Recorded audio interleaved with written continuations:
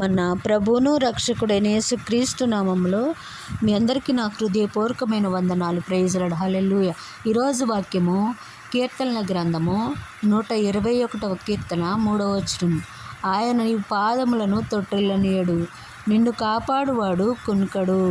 అదే కీర్తనల గ్రంథము 121వ కీర్తన 4వ వచనంలో, ఇశ్రాయేలీలను కాపాడువాడు కునుకడు, నిద్రపోడు.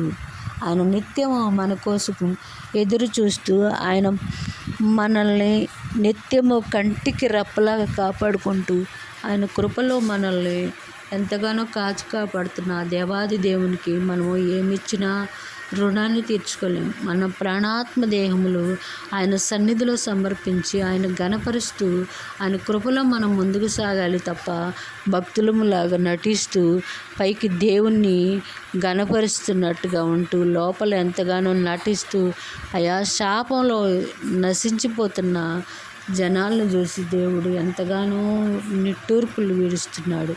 నిత్యము ఆయన చేతులు చాపి మన కొరకు ఎదురు చూస్తూ ఉన్నారు. దేవునికి మహిమ కలుగును గాక.